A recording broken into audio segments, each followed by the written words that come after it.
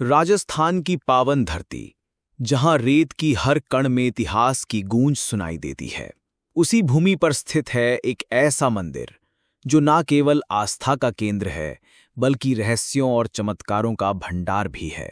सीकर जिले में स्थित खाटू श्याम मंदिर। आपने खाटू श्याम के नाम के बारे में अवश्य सुना होगा। उन्हें हारे का सहारा कहा जाता है और 3 बाणधारी के रूप में पूजा जाता है। पर क्या आप जानते हैं कि ये मंदिर, जो प्रतिवर्ष लाखों श्रद्धालुओं को अपनी ओर आकर्षित करता है, केवल भक्ति का स्थल नहीं, बल्कि एक रहस्यमय कहानी का जीवंत प्रमाण भी है।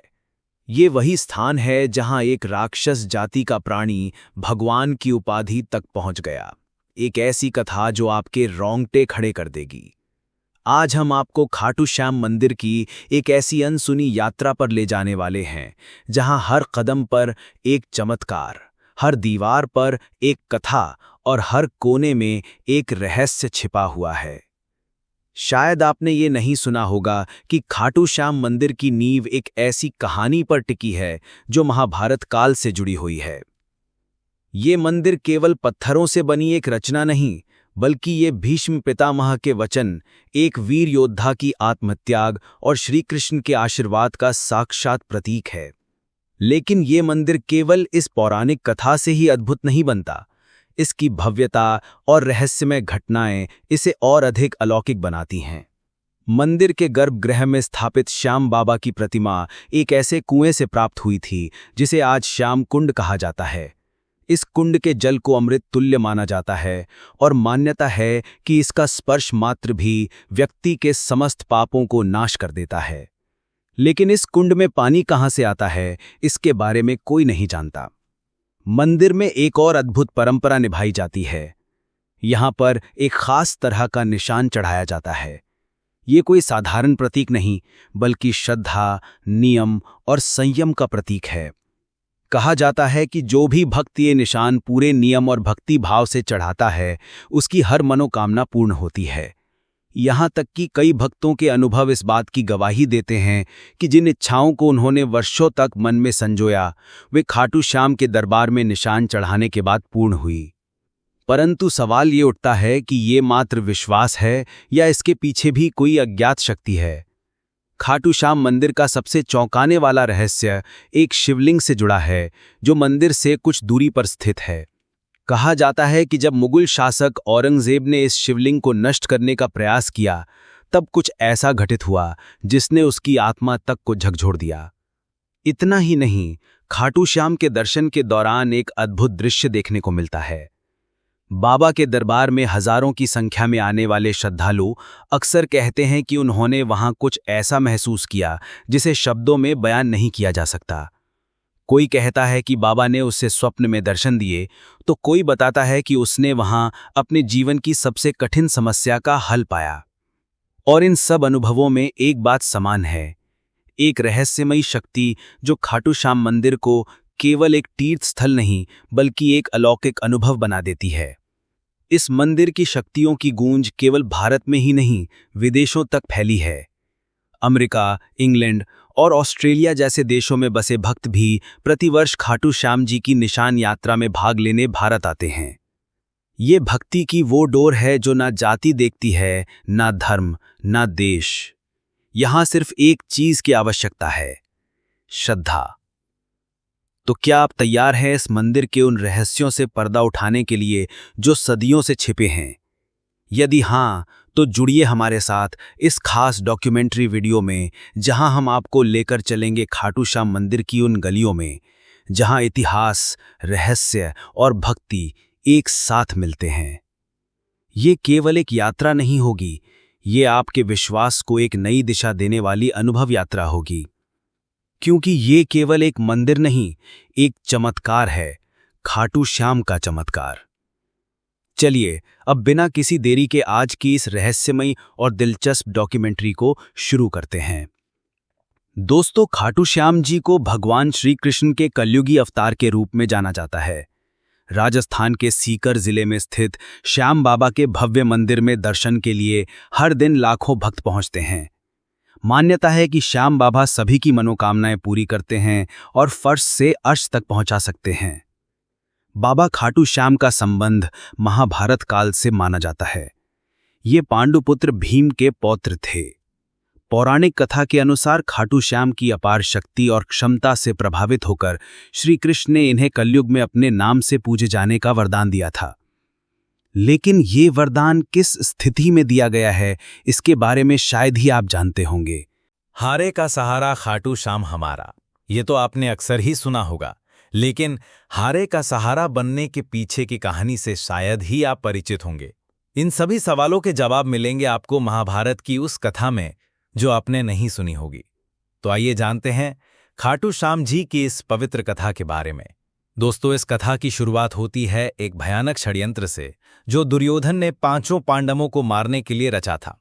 जैसा कि आप सभी जानते हैं कि महाभारत में कौरवों और पांडवों का युद्ध दर्शाया गया है। दुर्योधन हमेशा से ही पांडवों को पसंद नहीं करता था, जिसकी वजह से उसके अंदर पांडवों के प्रति इतनी ज्यादा घृणा थी कि वह उन्हें किसी भी कीमत पर मारना ही चाहता था। जब भीष्म पितामह ने धृतराष्ट्र से युधिष्ठिर का राज्याभिषेक कर देने के लिए कहा, तब दुर्योधन ने पिता धृतराष्ट्र से कहा, पिताजी, यदि एक बार युधिष्ठिर को राज सिंहासन प्राप्त हो गया तो ये राज्य सदा के लिए पांडवों के वंश का हो जाएगा और हम कौरवों को उनका सेवक बनकर रहना पड़ेगा। इस पर धृतराष्ट्र बोले, वत्स दुर्योधन, युधिष्ठिर हमारे कुल की संतानों में सबसे बड़ा है, इसलिए इस राज्य पर उसी का अधिकार है। फिर भी भीष्म तथा प्रजाजन भी उसी को राजा बनाना चाहते हैं। हम इस विषय में कुछ भी नहीं कर सकते। तुम पांडवों के रुकने का प्रबंध करो। धृतराष्ट्र के वचनों को सुनकर दुर्योधन ने कहा, ठीक है पिताजी, मैंने इसका प्रबंध कर लिया है। बस आप किसी तरह पांडवों को वाराणावत भेज दें। दुर्योधन ने वाराणावत में पांडवों के निवास के लिए पुरोचन नामक शिल्पी से एक भवन का निर्माण करवाया था, जो कि लाख, चर्बी, सूखी घास, मूज जैसे अत्यंत ज्वलनशील पदार्थों से बना था। दुर्योधन ने पांडवों को उस भवन में जला डालने का षड्यंत्र रचा था। धृतराष्ट्र के कहने पर युधिष्ठिर अपनी माता तथा भाइयों के साथ वाराणावत जाने के लिए निकल पड़े। दुर्योधन के षड्यंत्र के बारे में जब विदुर को पता चला तो वे तुरंत ही वाराणावत जाते हुए पांडवों से मार्ग में मिले और उन्होंने दुर्योधन के षड्यंत्र के बारे में बताया। फिर उन्होंने कहा कि तुम लोग भवन के अंदर से वन तक पहुंचने के लिए एक सुरंग अवश्य बनवा लेना, जिससे कि आग लगने पर तुम लोग अपनी रक्षा कर सको। मैं सुरंग बनाने वाला कारीगर चुपके से तुम लोगों के पास भेज रहा हूं। जिस दिन पुरोचन ने आग प्रज्वलित करने की योजना बनाई थी, उसी दिन पांडवों ने गांव के ब्राह्मणों और गरीबों को भोजन के लिए आमंत्रित किया। रात में पुरोचन के सोने पर भीम ने उसके कमरे में आग लगाई। धीरे धीरे आग चारों ओर लग गई। लाक्षागृह में पुरोचन तथा अपने बेटों के साथ भीलनी जलकर मर गई। लाक्षागृह के भस्म होने का समाचार जब हस्तिनापुर पहुंचा तो पांडवों को मरा समझकर वहां की प्रजा अत्यंत दुखी हुई। दुर्योधन और धृतराष्ट्र सहित सभी कौरवों ने भी शोक मनाने का दिखावा किया और अंत में उन्होंने पुरोचन, भीलनी और उसके बेटों को पांडवों का शव समझकर अंत्येष्टि करवा दी। लाक्षागृह की सुरंग से निकलकर पांडव जिन हिंडनी नदी किनारे पहुंच गए थे, जहां पर विदुर द्वारा भेजी गई एक नौका में सवार होकर वे नदी के उस पार पहुंच गए। नदी पार पहुंचने के बाद वो सभी एक जंगल में पहुंचे। वहीं पर हिड्डिम नाम का राक्षस अपनी बहन हिडिंबा के साथ रहता था। हिड्डिम हिडिंबा पर अपना जोर चलाता था और उससे मानवों का मांस लाने के लिए कहता था। मजबूरी में हिडिंबा को भी ऐसा करना ही पड़ता था। रात के समय जब सभी पांडव सो रहे थे तो उनमें से भीम सभी का पहरा दे रहे थे। जब हिडिंबा अपने भाई हिड्डिम के आदेश पर पांडवों को मारने के लिए गई, तभी उसकी नजर भीम पर गई और वो भीम को देखकर मोहित हो गई और उनसे प्रेम करने लगी। भीम को मोहित करने के लिए हिडिंबा ने सुंदर अप्सरा का रूप धारण किया और भीम के पास गई। लेकिन इसी बीच हिडिंबा का भाई हिड्डिम वहां आ गया, जो पांडवों को मारकर उनका मांस खाना चाहता था। उसने भीम पर हमला कर दिया, जिससे भीम और हिड्डिम के बीच युद्ध छिड़ गया। इस युद्ध में भीमसेन की विजय हुई और हिड्डिम मारा गया। इसके बाद हिडिंबा अपने असली रूप में आई और उसने भीम के सामने विवाह का प्रस्ताव रखा। लेकिन भीम ने यह कहकर विवाह से इनकार कर दिया कि तुम राक्षस कुल की हो। इसके बाद हिडिंबा माता कुंती के पास गई, उनसे भीम और अपने विवाह की बात कहने लगी। तब कुंती विवाह के लिए तो मान गई, लेकिन उन्होंने हिडिंबा के सामने एक शर्त भी रख दी। शर्त के अनुसार भीम हिडिंबा के साथ केवल तब तक ही रहेगा जब तक कि उन्हें संतान की प्राप्ति नहीं हो जाती। हिडिंबा भीम के साथ विवाह करना चाहती थीं, इसलिए वो इस शर्त को मान गई। इसके बाद दोनों का गंधर्व विवाह हुआ और वो जंगल में साथ रहने लगे। कुछ समय बाद हिडिंबा और भीम का एक पुत्र भी हुआ, जिसका नाम घटोत्कच रखा गया। समय बीता और घटोत्कच का विवाह दैत्यराज मोरा की बेटी अहिलावती के साथ हुआ, जिन्हें मौरवी और कामकांतिका के नाम से भी जाना जाता है। घटोत्कच और अहिलावती के 2 पुत्र हुए। घटोत्कच के एक पुत्र का नाम बर्बरीक और दूसरे का नाम अंजन पर्वा रखा गया। बर्बरीक ने शस्त्र, शास्त्र और अन्य सभी ज्ञान अपनी मां अहिलावती का आशीर्वाद लेकर प्राप्त किए। उन्होंने ही बर्बरीक को भगवान शिव की तपस्या करने के लिए प्रेरित किया, जिसके बाद भगवान शिव ने बर्बरीक से प्रसन्न होकर उन्हें 3 अभेद्य बाण दिए, जो कि पूरी सेना का विनाश कर वापस तरकश में आ सकते हैं। समय बीता और जब कौरव और पांडवों के बीच युद्ध होना था, तब बर्बरीक ने युद्ध में भाग लेने का निर्णय लिया। अब वैसे तो देखा जाए बर्बरीक को पांडवों की तरफ से ही लड़ना था, लेकिन इसी बीच उनका एक वचन था जो उन्होंने अपनी मां से लिया था कि वे हमेशा हारे की तरफ से ही लड़ेंगे। उनका ये वचन ही आगे चलकर हारे का सहारा नाम की नींव बना।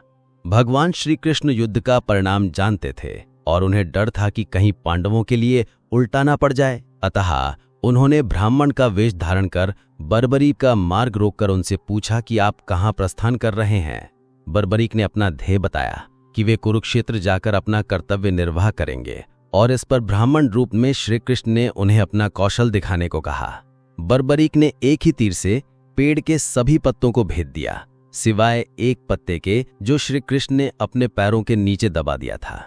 बर्बरीक ने ब्राह्मण रूपी श्री कृष्ण से प्रार्थना की कि वो अपना पैर पत्ते के ऊपर से हटाए, वरना आपका पैर घायल हो सकता है। श्री कृष्ण ने अपना पैर हटा लिया। वह बर्बरीक से एक वरदान मांगा। बर्बरीक ने कहा, हे यजमान, आप जो चाहे मांग सकते हैं, मैं वचन का पूर्ण पालन करूंगा। ब्राह्मण रूपी श्री कृष्ण ने शीश दान मांगा। ये सुनकर बर्बरीक तनिक भी विचलित नहीं हुए, परंतु उन्होंने श्री कृष्ण को अपने वास्तविक रूप में दर्शन देने की बात की, क्योंकि कोई भी साधारण व्यक्ति ये दान नहीं मांग सकता। तब श्री कृष्ण अपने वास्तविक रूप में प्रकट हुए। उन्होंने महाबली त्यागी तपस्वी वीर बर्बरीक का मस्तक रणचंडिका को भेंट करने के लिए मांगा, और साथ ही वरदान दिया कि कलयुग में तुम मेरे नाम से जाने जाओगे, मेरी ही शक्ति तुम में निहित होगी, देव तुम्हारे मस्तक की पूजा करेंगे। जब तक ये पृथ्वी, नक्षत्र, चंद्रमा तथा सूर्य रहेंगे, तब तक तुम लोगों के द्वारा मेरे शिष्याम रूप में पूजनीय रहोगे। मस्तक को अमृत से सींचा और अजर मर कर दिया। मस्तक ने संपूर्ण महाभारत का युद्ध देखा एवं युद्ध के निर्णायक भी रहे। युद्ध के बाद महाबली बर्बरीक कृष्ण से आशीर्वाद लेकर अंतर्धान हो गए। तो दोस्तों, ये था बर्बरीक से 3 बाणधारी, हारे का सहारा और खाटू श्याम तक का बनने का सफर। लेकिन ये सफर अभी अपने सही अंजाम पर नहीं पहुंचा था, क्योंकि जो आज हम खाटू श्याम मंदिर देखते हैं, उसके बनने की कहानी उतनी सरल नहीं है। खाटू श्याम मंदिर के निर्माण का इतिहास भी कम उलट पलट से जुड़ा नहीं रहा है। आइए अब जानते हैं खाटू श्याम मंदिर के निर्माण का संपूर्ण इतिहास। वीडियो में आगे बढ़ने से पहले आपसे एक निवेदन है कि यदि अभी तक आपको ये वीडियो पसंद आ रहा है तो इसे एक लाइक और कमेंट में जय श्री खाटू श्याम जरूर से लिखें। हमारे चैनल को सब्सक्राइब भी जरूर करें ताकि आपको इसी तरह से मंदिर की अच्छी जानकारी मिल सके। अब चलिए अपनी इस वीडियो की ओर आगे बढ़ते हैं। कहते हैं कि जब समय चुप होता है तब इतिहास बोलता है, और ऐसा ही एक इतिहास आज भी राजस्थान की धरती पर गहराई से दफन है, खाटू श्याम का इतिहास। ये कहानी है उस चमत्कारी स्थान की जहां कलयुग के वर्षों बीत जाने के बाद भी भगवान की उपस्थिति ने खुद को उजागर किया, न केवल एक घटना के रूप में बल्कि एक संकेत के तौर पर। राजस्थान के सीकर जिले में स्थित खाटू नामक गांव, जो कभी साधारण सा प्रतीत होता था, अचानक आस्था और रहस्य का केंद्र बन गया।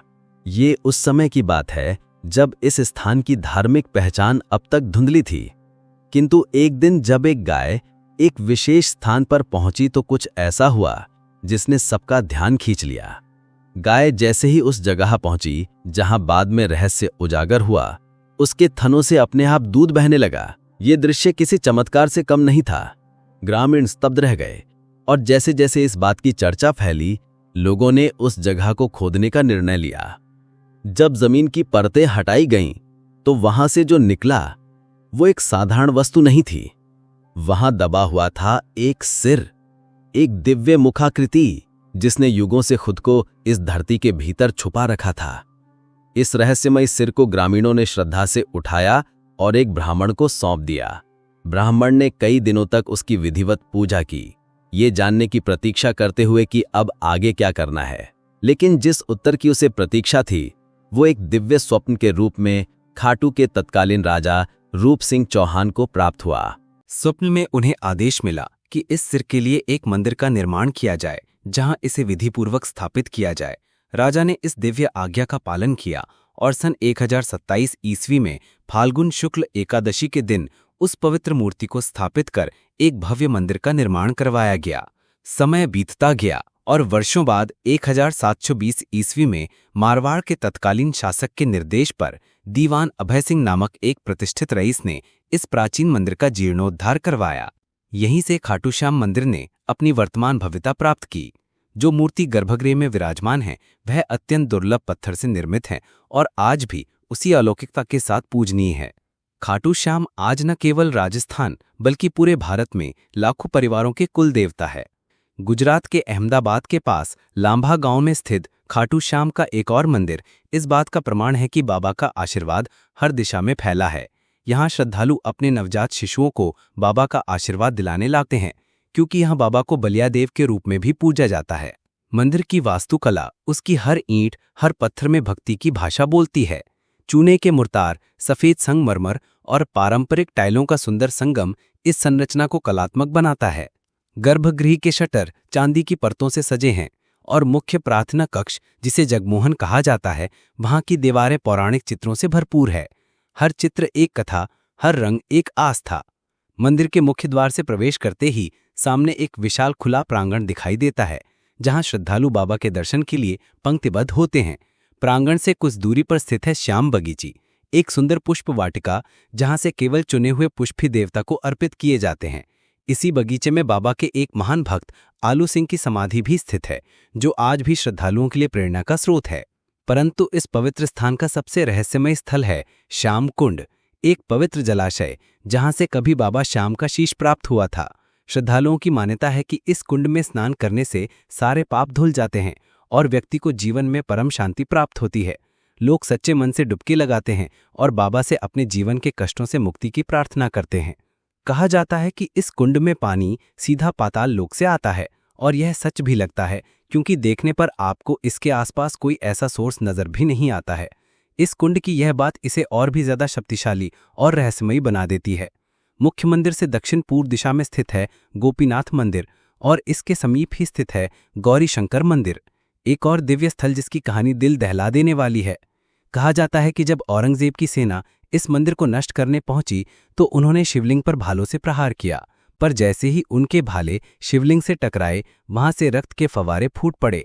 ये दृश्य इतना भयावह और चमत्कारिक था कि सैनिक तुरंत डरकर वहां से भाग निकले, और आज भी उस शिवलिंग पर वो घाव, भाले का निशान स्पष्ट रूप से देखा जा सकता है, जैसे भगवान ने स्वयं अपनी रक्षा की हो।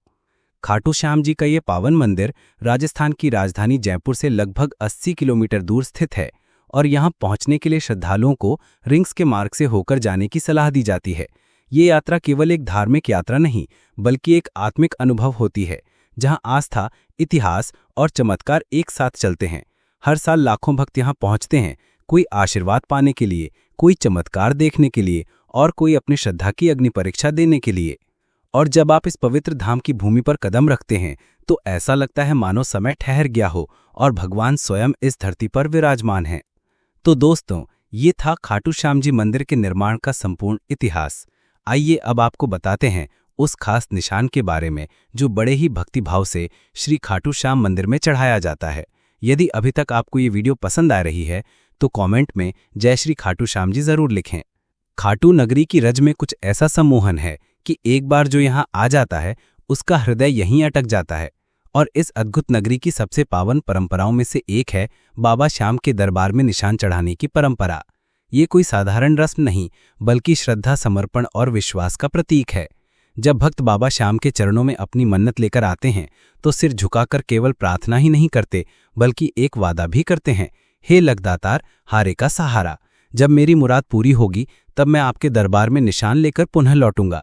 लेकिन कई ऐसे श्रद्धालु भी होते हैं जिनका विश्वास इतना अडिग होता है कि वे अपनी मन्नत पूरी होने से पहले ही बाबा को निशान समर्पित कर देते हैं। उनके लिए ये यात्रा भरोसे की यात्रा होती है, जहां वे पहले बाबा पर विश्वास करते हैं और फिर फल की प्रतीक्षा करते हैं। ये परंपरा केवल आज की नहीं, सदियों पुरानी है।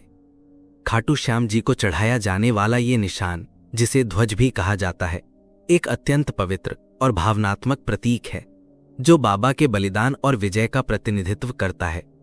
सनातन धर्म में ध्वज को सदैव विजय का प्रतीक माना गया है, और खाटू श्याम का ये ध्वज केवल कपड़े का एक टुकड़ा नहीं, बल्कि उनकी अमरता, उनके त्याग और उनके अपार प्रेम का प्रतीक है। ये हमें उस दिव्य क्षण की याद दिलाता है जब भगवान श्री कृष्ण के आदेश पर युद्ध की विजय के लिए श्याम बाबा ने, पूर्व जिन्हें बर्बरी कहा जाता था, ने अपना शीश दान कर दिया था।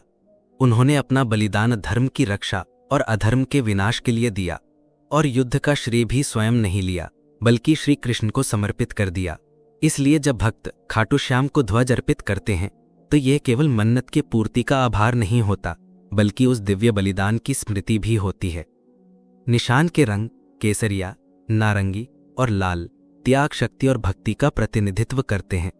इन निशानों पर अक्सर श्री कृष्ण और श्याम बाबा की छवियां अंकित होती हैं, साथ ही पवित्र मंत्र भी, जो भक्तों को आंतरिक शांति का अनुभव कराते हैं।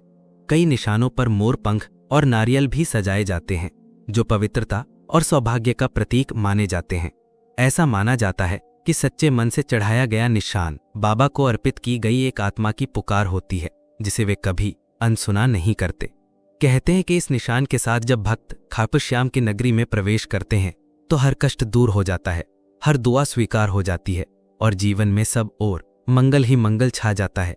इस ध्वज को चढ़ाने से पहले विशेष पूजा अर्चना की जाती है। भक्त कई दिनों तक उपवास रखते हैं, नियमों का पालन करते हैं, और फिर उस निशान को अपने हाथों में लेकर पद यात्रा प्रारंभ करते हैं। इस यात्रा को निशान यात्रा कहा जाता है, और ये एक भक्ति की पराकाष्ठा होती है।